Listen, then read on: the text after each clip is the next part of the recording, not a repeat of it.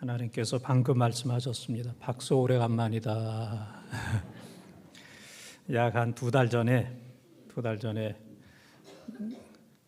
역서 3부 예배 드리는데 그 당시에 3부 예배 때 하충렬 장로님 한 분만이 앉아서 예배를 드렸던 그런 적이 있습니다. 한 두 달 지나서 이렇게 많은 분들과 함께 예배 드리게 돼서 감사합니다. 오늘 여러분들이 교회에 오셔서 좋은 교인들, 보고 싶은 교인들 많이 보고 가시기를 바랍니다. 좋은 교인들, 또 교구 목사님도 꼭 보고 가세요. 교구. 어떤 분은 교회 왔다가 가는데 아무도 몰라. 귀신처럼 왔다가 가지고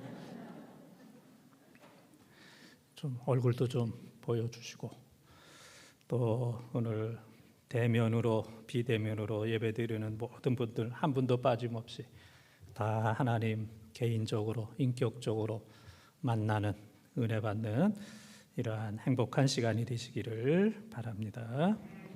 그 태국에서 코끼리를 길들일 때 코끼리 발에다가 쇠사슬을 묶어 놓는다 그래요. 쇠사슬을 묶어 가지고 기둥에 이렇게 놓으면 처음에는 쇠사슬을 그냥 부숴버리고 기둥을 그냥 뽑으려고 할 정도로 그렇게 반항을 막 하다가 어느 정도의 이제 시간이 지나게 되면은 그냥 가만히 있는데요.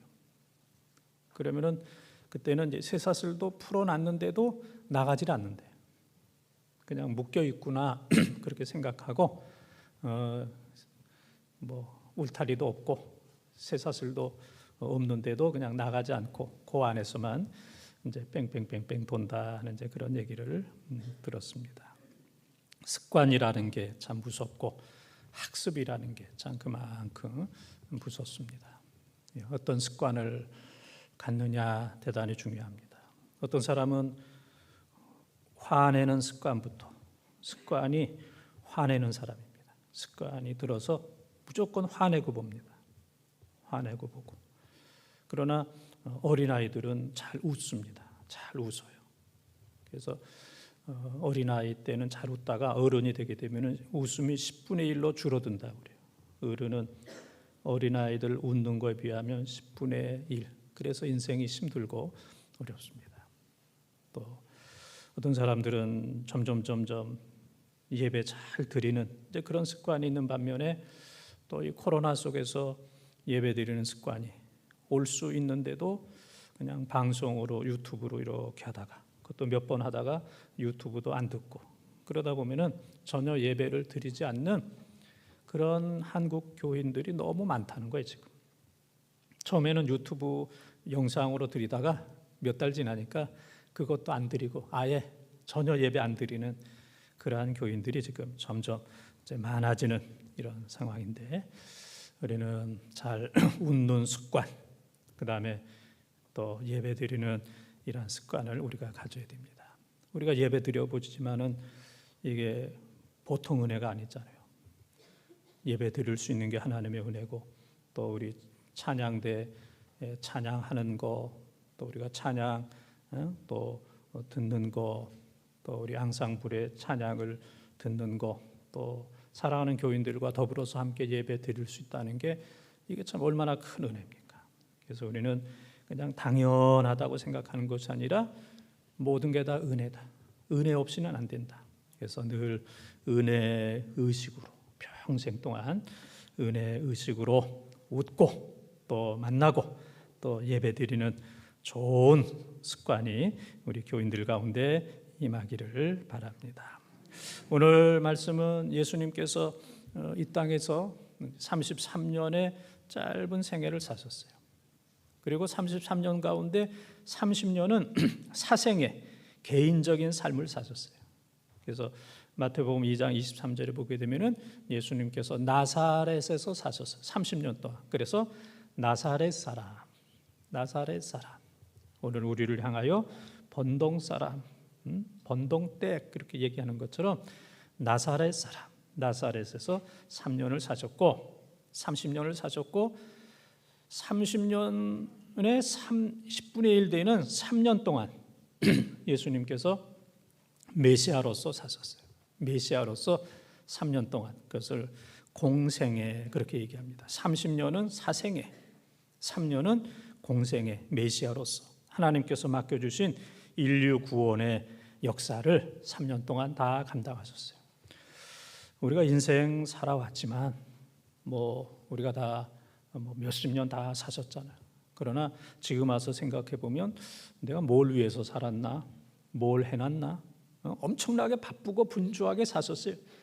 여러분들 지금 이제 예배 끝나면 어디들 다 갈 거죠? 바쁘게 그냥 다 가고 그냥 분주한데 지나고 보면은 솔로몬이 전도서에서 바람을 잡는 거와 같도다. 평생 동안 뭔가 그냥 잡으려고 그랬는데 손에 잡힌 게 하나도 없습니다. 수십 년을 살아도 그런데 예수님은 이 3년 동안에 하나님께서 맡겨주신 인류 구속의 모든 사역을 마쳐야 되니까 한 해 한 해 3년, 한 달 한 달, 하루하루가 얼마나 소중하겠습니까? 그래서 오늘 본문에 보게 되면은 예수님께서 하루하루를 어떻게 사셨는지, 하루하루 살다 보니까 3년을 사셨는데 3년 동안 어떻게 사셨는지 오늘 보여주는데, 우리 모두는 이 어려운 코로나 시대에 누구처럼 사는 게 아니라 예수님처럼 예수님께서 어떻게 사셨는지, 이제는 복음으로 돌아가고 본질로 돌아가고 예수님께로 돌아가서 예수님처럼 하루하루 살아가는 우리 모든 성도들 되시기를 주님의 이름으로 축원합니다. 첫 번째 따르겠습니다. 기도하시는 예수님입니다. 기도하시는 예수님입니다. 35절 36절을 통독합니다. 새벽 아직도 밝기 전에 예수께서 일어나 나가 한적한 곳으로 가사 거기서 기도하시더니 시몬과 및 그와 함께 있는 자들이 예수의 뒤를 따라가. 아멘. 지금 읽은 말씀에 보면은 새벽 아직도 밝기 전에 그랬어요. 새벽 아직도 밝기 전에, 우리로 하면은 새벽 3시에서 4시를 의미합니다. 예수님께서는 새벽 3시에서 4시에 일어나서 한적한 곳으로 가서 거기서 기도하시더니 그랬습니다. 예수님은 일찍 일어나서 기도하시는 분, 그 다음에 기도하기가 좋은 한적한 곳, 영적으로 얘기하면 골방, 마태복음 6장 6절에 보면 골방에 들어가서 기도하라 그랬었던 것처럼 골방과 같은 한적한 곳에 가서서 예수님은 기도하셨던 분입니다. 그래서 기도하시더니라는 이 헬라어를 보게 되면은 프로슈케토라고 그러는데, 미완료 시제로서 예수님께서 기도의 끈을 놓치지 않고 지속적이고도 열심히 기도하셨음을 나타내는 거예요. 프로슈케토라고 하는 말은 지속적인 거, 과거에 끝난 게 아니고 과거로부터 지금까지 계속 예수님께서는 기도하셨습니다. 지속적으로 열심히, 그리고 마지막 순간까지 기도하셨던 주님이십니다. 그래서 우리가 성경을 보게 되면은 예수님께서 세례 받으실 때도 기도하셨고, 12제자를 부르실 때도, 또 오병이어 기적을 행하실 때도, 또 중요한 질문을 하실 때도, 변화산에 계실 때도, 나사로의 무덤 앞에 있을 때도, 성만찬 예식을 행할 때도, 겟세마네 동산에서도, 십자가 위에서도, 부활하신 이후에도 예수님은 기도하는 분이셨습니다. 예수님의 모든 능력의 원천은 바로 기도에 있었습니다. 예수님은 매일매일 기도하셨고, 평생 기도하셨고, 그 다음에 마지막에도 십자가 위에서도 기도하셨고, 또 십자가를 앞에 두고 누가복음 22장 44절에 보게 되면은 이 땀이 핏방울이 되도록 간절하게 기도하셨던 예수님의 모습을 보게 됩니다. 우리 사랑하는 성도들이 기도 많이 합니다. 제가 목회하면서 이렇게 보면 기도 열심히 하다가 기도 안 하는 분 보면 뭐 시험에 들었나 이제 그런 생각이 들어요. 기도 열심히 하는 분인데 어느 날 보면 기도하는 일이 안 보여. 그럼 시험에 들었나 또 그렇게 생각이 들고, 또 어떤 분들은 전혀 기도 안 하다가 어느 날 또 새벽에 오셔서 기도하면 무슨 일이 있나 그렇게. 그러니까 기도하다가 안 하는 분이 있어도 걱정이 되고, 또 기도 안 하다가 기도하는 분이 있어도 좀 걱정이 돼요. 그래서 우리는 늘 기도하는, 어떤 상황 속에서도 하나님 앞에 늘 깨어서 마지막까지 기도하는 우리 모든 성도들이 되기를 바랍니다. 우리의 신앙을 객관적으로 점검하는 세 가지가 있습니다. 내 신앙을 객관적으로 이제 점검을 해야 되는데, 첫째는 시간을 어떻게 쓰는가? 내가 지금 시간을 어떻게 쓰고 있는가? 잠 많이 자고 염려하고 악한 일하고 시간을 그렇게 쓰고 있는가? 아니면 예수님처럼 하루 첫 시간을 또 기도하면서, 또 일주일에 첫 시간을 주일 예배를 드리면서 시간을 내가 어디다가 중점적으로 쓰고 있는가를 보면 내 신앙을 점검할 수가 있습니다. 두 번째는 내 마음의 방향이 지금 어디로 가고 있는가? 지금 내 마음의 방향이 지금 어디론가 막 지금 끌려가고 있습니다. 향락이나 세상이나 방탕이나 이러한 것으로 내 마음이 자꾸 가고 있는가? 아니면 가족을 위해서, 교회를 위해서, 예배를 위해서, 하나님의 뜻을 위해서, 하나님의 나라를 위해서 가고 있는가? 내 마음의 방향이 지금 어느 쪽으로 가고 있는가? 세 번째는 삶의 우선순위가 뭔가? 내가 지금 뭘 위해서 사는가? 내 삶의 우선순위, 버켓 리스트. 내가 죽기 전에 가장 먼저 1번, 2번, 3번, 4번 우선적으로 해야 될 것이 무엇인가? 그래서 여러분 가운데 마태복음 6장 33절처럼 먼저 그의 나라와 그의 의를 구하고 있는 사람도 있고, 또 고린도전서 10장 31절 먹든지 마시든지 무엇을 하든지 하나님의 영광을 위해서 사는 사람도 있고, 또 사도행전 20장 24절의 말씀처럼 주께서 나에게 주신 사명, 복음을 전하는 일을 위해서, 사명을 위해서 내 생명을 조금도 귀하게 여기지 않는, 복음과 하나님의 영광과 하나님의 나라를 위해서 사는 이제 그런 사람도 있습니다. 제가 뭐 여러 번 얘기했지만은 어느 농촌에 암소가 송아지 2마리를 낳습니다. 2마리.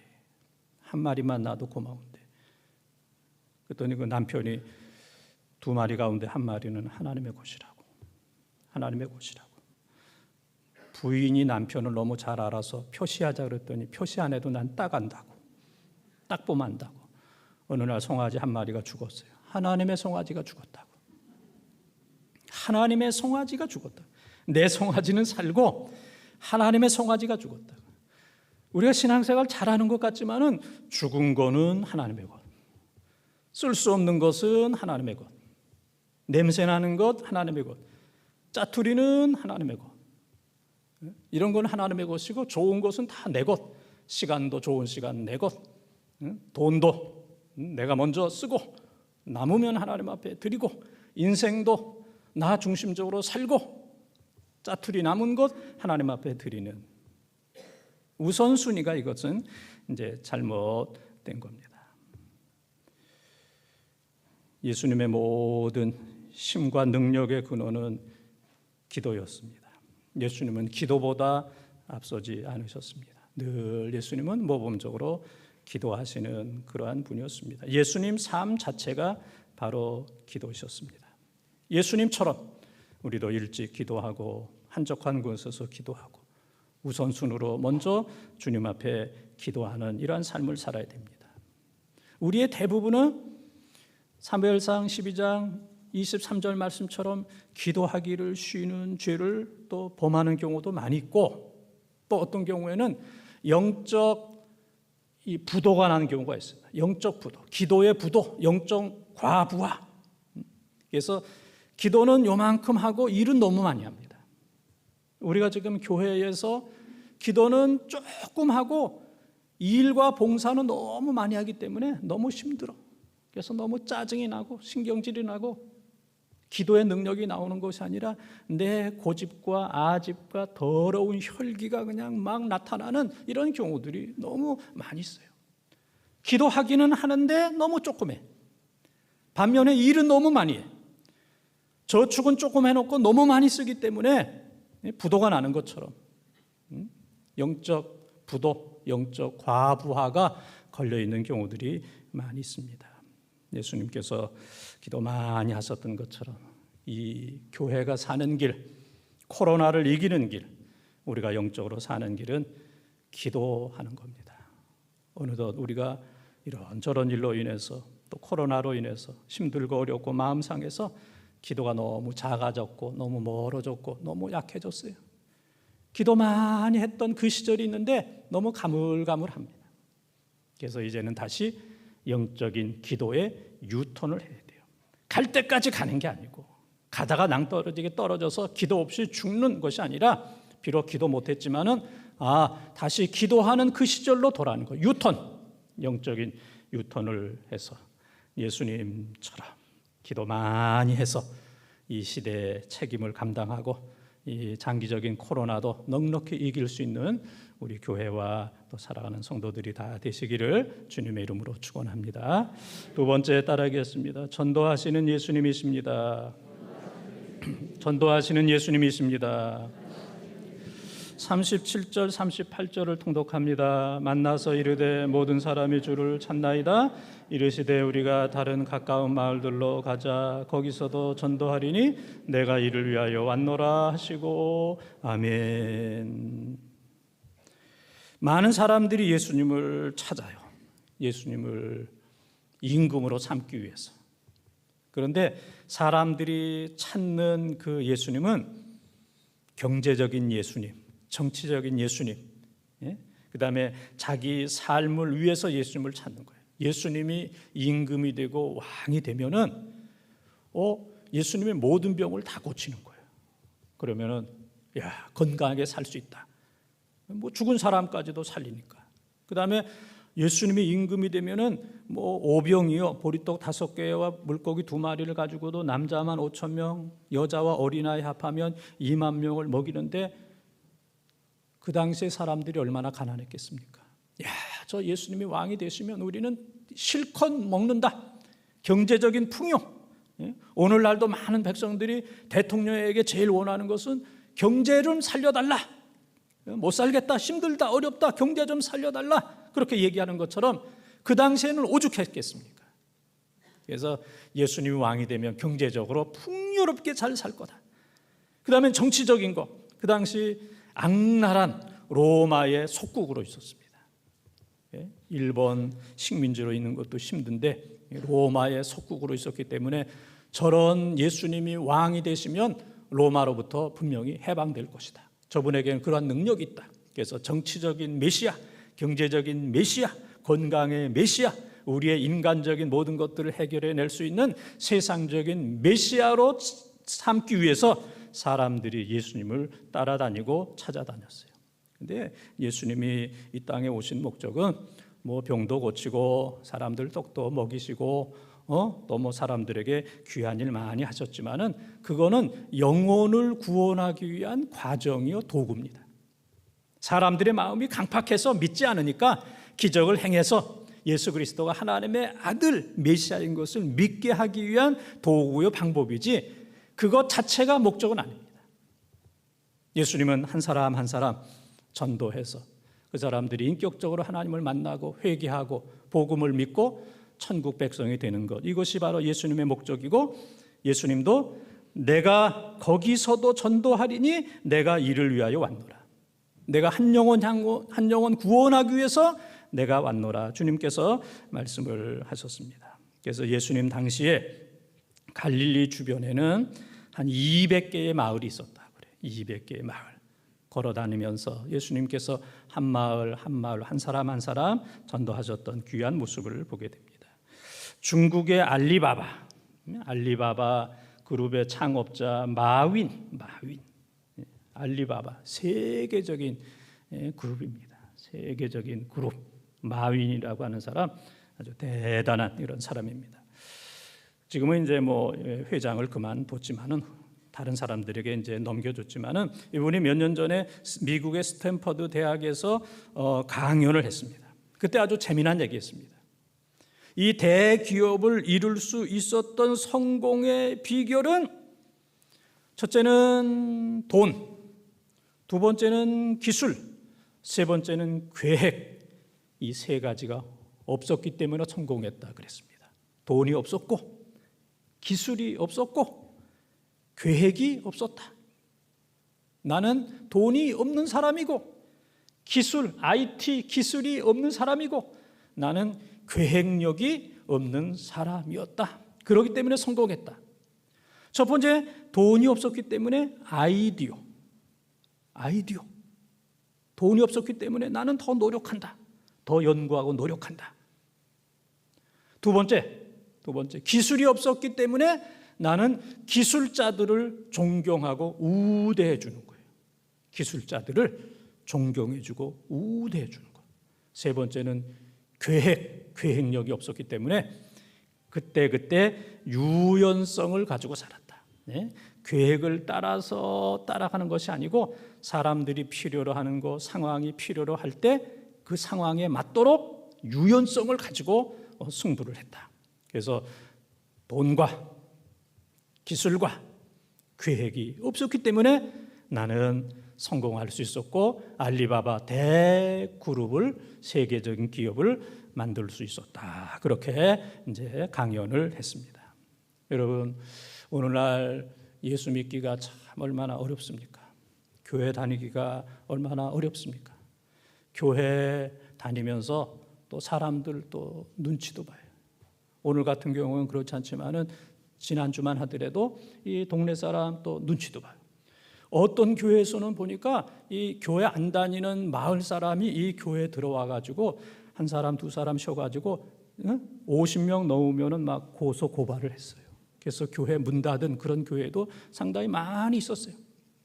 그 정도로 힘든 신앙생활, 교회생활 하는 것도 힘들고 특별히 이 어려운 때에 이 코로나 상황 속에서 세상 사람들이 교회에 대해서 도전하고 부정적인 이러한 영향이 많은 때에 복음을 전한다는 것은 너무너무 어려운 이런 상황입니다. 그래서 모든 상황으로 볼 때 나는 그래도 그냥 힘들어서 신앙생활 하지만은 예수님처럼 복음 전하는 것은 때가 아니다. 이 코로나 상황 속에서는 지금 전도할 때가 아니다. 그래서 지금 한국 교회와 우리 교회와 모든 성도들이 지금 전도 안 하기로 다 결심하고 있잖아요. 예? 여러분들 다 결심하고 있죠? 나는 전도 못해. 전도 안 해. 전도 안 하는 것이 너무너무 당당해. 그렇게 이제 생각을 하고 있습니다. 그러나 이 어려운 때이기 때문에 우리는 잘 전도해야 돼요. 세상 사람들이 교회를 욕하기 때문에, 코로나로 인해서 어렵기 때문에, 부정적인 영향이 많기 때문에, 그럼에도 불구하고 우리는 전도를 해야 되는 줄 믿습니다. 요즘에 이제 사람들이 많이 쓰는 용어가 있어요. 많이 쓰는 이제 용어가 있는데 이 TV에서 선전을 많이 했기 때문에 이제 그 중에 하나가 뭐냐면은 딱 좋아, 딱 좋아. 들어봤습니까? 예? 그 뭐 장약 이렇게 선전하는데 보면 그게 이제 사람들이 많이 인용을 해요. 뭐 하다가 딱 좋아 그러고. 또 하나는 네가 왜 거기서 나와? 그거. 예? 네가 왜 거기서? 이건 이제 노래 제목이잖아요. 처음에 이거 뭐 무슨 노래 제목이 저런 게 있어? 그랬는데 그런 노래가 하도 많이 나오고 그러니까 사람들이 얘기하다가 엉뚱하게 아니 네가 왜 거기서 나와? 이런 얘기. 많이 들었기 때문에 딱 좋아. 네가 왜 거기서 나와? 그러거든요. 사람들이 살다 보면 힘들고 어려울 때도 있고 또 아플 때도 있고 또 앞이 캄캄할 때도 있고 또 누구나 다 죽음의 앞에 오게 됩니다. 그럴 때 이렇게 어려운 순간에 마지막 순간에 내가 무엇을 할 수 있을까라고 생각을 합니다. 그때에 사람들은 내가 그동안 들었던 거, 예수에 대해서 들었던 거, 복음에 대해 들었던 거, 나는 부활이요 생명이 나를 믿는 자는 영원히 살리라. 이런 그 말씀들, 이 말씀들이 생각이 나서 어려운 때에 마지막 때에 많은 사람들이 주님께 오게 됩니다. 그래서 우리는 우리 주위에 있는 사람들이 듣든지 안 듣든지 믿든지 안 믿든지 교회 오든지 안 오든지 간에 우리는 전해야 될 책임이 있어요. 전해야 될 사명이 있어요. 그래서 에스겔 3장 16절에 보게 되면은 우리가 다른 사람들에게 복음을 전하지 않고 그 사람이 지옥 가게 되면 그 사람의 피를 우리에게서 찾는다 그랬어요. 우리는 전하는 사람이 있어요. 사명이 있어요. 전하지 않으면 다 우리의 책임이라는 얘기입니다. 그래서 우리는 어려운 이런 상황임에도 불구하고 힘들고 어려울지라도 섬 중에 제일 아름다운 섬은 찌라도 섬이에요. 찌라도 섬. 하박국 3장 17절에 보게 되면은 무화과 나무가 무성치 못하고 포도나무에 열매가 없으며 감람나무에 소출이 없으며 밭에 양식이 없으며 우리의 양이 없으며 외양간에 송아지가 없을지라도 여러분들은 뭐만 하면 돼요? 찌라도만 하면 돼요. 가만히 있다가 앞에 건 내가 다 할 테니까 찌라도. 시편 23편 4절에 보게 되면은 내가 사망의 음침한 골짜기로 다닐지라도 너무 잘하고 있습니다. 예? 없을지라도 사망의 음침한 골짜기로 다닐지라도 우리는 이 찌라도의 이 정신을 가지고 코로나가 있을지라도 사람들이 박해할지라도 욕을 할지라도 듣지 않는다 할지라도 교회를 핍박한다 할지라도 우리는 복음을 전한다. 예수님처럼 내가 이를 위하여 왔노라. 예수님 시대가 지금보다 더 어려웠어요. 더 어려운 상황 속에서도 내가 거기서도 전도하리니 200개 마을을 일일이 찾아다니면서 예수님께서 전도하셨던 것처럼 오늘 잃어버렸던 이 전도 교회가 회복하고 살아가는 성도들이 예수님처럼 전도를 회복하는 놀라운 역사가 임하기를 주님의 이름으로 축원합니다. 세 번째 따르겠습니다. 귀신을 내쫓으신 예수님이십니다. 귀신을 내쫓으신 예수님이십니다.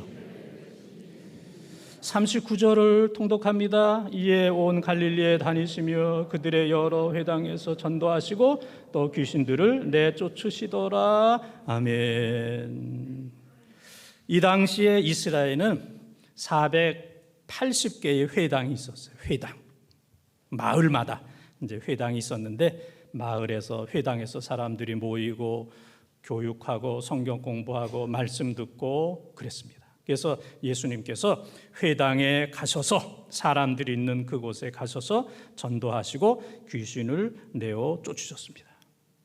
예수님 나타나기 전까지는 모든 사람들이 바리새인 서기관 그러면은 최고의 설교자였어요.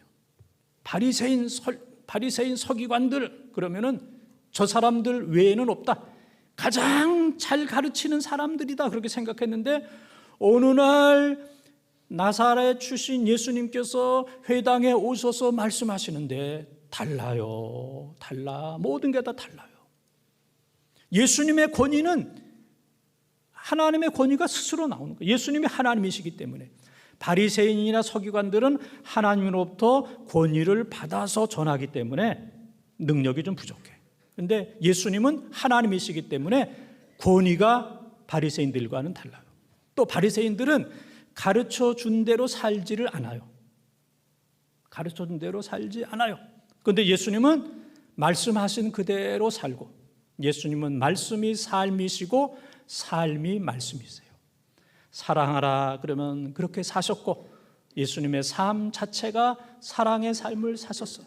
그래서 예수님께서 말씀 안 하셔도 저분은 사랑의 삶을 사시는구나. 저렇게 사는 게 사랑이구나. 예수님은 걸어다니는 사랑, 걸어다니는 복음, 걸어다니는 구제. 예수님 보면은 모든 게 다 나타나는 거예요. 그래서 예수님은 바리새인이나 서기관들과 달리 권능과 능력이 있었던 분이고 또한 그분은 감동과 사랑이 있던 분이에요. 사람이 좀 권능이 있고 좀 있으면은 좀 건방지고 사람들을 무시하는데 예수님은 하나님이시면서도 말로 다 할 수 없는 능력과 권위를 가지셨음에도 불구하고 어린아이들, 가난한 사람들, 상처받은 사람들, 연약한 사람들을 지극히 사랑하시는 사랑이 많으신 분. 그러니까 예수님 가는 곳에는 사랑의 역사, 감동의 역사, 능력의 역사가 나타나고, 그리고 예수님께서 말씀하시니까 지금 보니까 또 귀신들을 내쫓으시더라. 귀신을 내쫓는 이러한 놀라운 역사. 지금까지는 모든 사람들이 귀신에 지배됐어요. 귀신의 말을 들었습니다. 귀신 때문에 불행한 삶을 살았는데 예수님께서 귀신을 내쫓는 역사가 나타나게 되었어요. 오늘도 예수님의 복음과 능력이 우리 가운데 오게 되면은 우리 속에 있는 귀신, 불신과 의심과 우상과 교만과 미움과 싸움과 욕심과 정욕, 불안과 두려움, 이런 귀신들이 다 떠나가는 줄 믿습니다. 예수님으로 충만하게 되면은 이러한 악한 사람들을 괴롭히는 귀신들이 다 떠나게 돼요. 교인들은 세 가지 교인입니다. 첫 번째는 귀신 들린 교인이 있어요. 귀신의 지배를 받고 있는 그러한 교인. 두 번째는 공허한 교인이 있어요. 마음이 주인이 없어. 무주공산, 주인이 없습니다. 그래서 삶이 공허해. 세 번째는 예수로, 말씀으로, 복음으로, 성령으로 충만한 그러한 교인이 있습니다. 여러분 모두는 다 세 번째, 예수로, 말씀으로, 성령으로 충만한 이러한 교인들이 다 되시기를 바랍니다. 며칠 전에 오는 뉴스를 보니까 서울 시민들이 좋아하는 세 가지 음식이 있었어요. 첫 번째로 좋아하는 게 뭐냐면은 떡볶이. 두 번째로 좋아하는 게 치킨. 세 번째가 김치찌개. 뭐 서울 사람들이 좋아하는 거 별거 아니에요. 별거 아니야. 예? 떡볶이, 그다음에는 치킨, 그다음에는 김치찌개. 사람들이 이런 걸 좋아하고 그런 걸 맛있게 먹고 그런 거 사주면은 아주 기뻐하고 그래요. 우리는 이 어려운 시대에 사람들이 좋아하는 교회가 되어야 됩니다. 이 어려운 시대에 지금 사람들이 교회를 욕하고 그다음에는 뭐 너네들이나 잘해라 그러고 아주 함부로 하는 이제 이런 경향이 있지만은 그래도 우리는 싸우고 다투면 안 돼요. 우리가 뭐 교회 싸우려고 다니는 것도 아니고 또 우리 교회가 여기 있는 것은 번동 사람들하고 싸우려고 여기 있는 게 아니잖아요. 또 우리가 여기 있는 것은 세상 사람들과 싸우기 위함이 아닙니다. 우리의 싸움은 에베소서 6장 12절에 있는 것처럼 공중의 권세 잡은 마귀와의 싸움이지 혈과 육, 우리 주위에 있는 동네 사람들하고 싸우는 것이 우리의 목적이 아닙니다. 우리는 이 마을을 사랑하고 번동을 사랑하고 이 서울을 사랑해야 돼요. 사람들을 사랑해야 돼요. 그래서 이 서울 사람들이 뭘 좋아해요? 떡볶이 좋아하고 치킨 좋아하고 그다음에 김치찌개 좋아하는 것처럼 이 사람들이 좋아하는 교회가 돼야 돼요. 그래서 우리 교회가 더 노력해서 이 서울시에 있는 사람들이, 번동에 있는 사람들이 교회 좋아, 하나님이 좋아, 교인이 좋아, 예수가 좋아, 그렇게 할 수 있도록 우리가 더 노력하면 반드시 그렇게 되는 줄 믿습니다. 사랑하는 번동 가족 여러분, 이 어려운 때에 우리는 예수님 바라보고 예수님 생각하고 예수님처럼 살고 예수님을 끝까지 따라가야 돼요. 힘들고 어려워도 끝까지, 여기까지 오셨는데 그만두겠습니까? 끝까지 마지막 순간까지 우리는 예수님 따라가야 돼요. 예수님처럼 살아야 돼요. 그래서 오늘 본문에 보게 되면은 예수님께서 어떻게 사셨다고 그랬어요? 첫 번째, 기도하셨습니다. 기도하셔서 새벽 미명에 한적한 곳에서 기도하셨던 것처럼 우리가 기도하고, 두 번째 예수님께서 전도하셨어요. 내가 이를 위하여 왔노라. 내가 전도하러 왔다. 전도하러 왔다. 예수님이 전도하셨어요. 세 번째는 귀신을 쫓으셨어요. 우리가 예수님의 능력을 받아 복음의 능력으로 우리가 술 취하지 말고 에베소서 5장 18절에 성령의 충만함을 받아야 돼요. 성령 충만해서 깨끗하게 살고 능력 있게 살고 모든 원수 마귀 귀신들을 다 쫓아버리는 이런 능력 있는 교회, 능력 있는 성도들이 다 되시기를 바랍니다. 그러나 우리가 코로나 상황 속에서 살다 보니까 우리가 기도하는 것도 좀 식어버렸고 전도하는 것도 좀 식어버렸고 귀신을 쫓아버리는 것도 좀 식어버렸어요. 예수님과 좀 멀어졌어. 예수님과 너무 멀어져 가지고 예수님의 음성이 들리지 않고 예수님의 모습이 보이지 않고 너무 오래전에 예수님을 만나가지고 예수님에 대한 느낌도 이제는 다 잃어버렸어. 그래서 우리는 있는 곳에서 예수님 계신 그곳으로 유턴을 해야 돼요. 유턴. 유턴. 무슨 턴? 유턴. 갈 때까지 지옥으로 가는 사람이 아니고, 가는 김에 지옥까지 가는 어리석은 사람이 아니라 어디 가 있든지 예수님께로 유턴해가지고 이제 예수님처럼 우리도 기도하겠습니다. 예수님처럼 전도하겠습니다. 예수님처럼 신적인 능력과 사랑을 가지고 귀신을 쫓아버리고 모든 사람들을 섬기겠습니다. 그래서 이 교회와 사랑하는 성도들이 다시 회복되는 놀라운 역사가 우리 모든 본동 가족들 가운데 충만하기를 주님의 이름으로 축원합니다.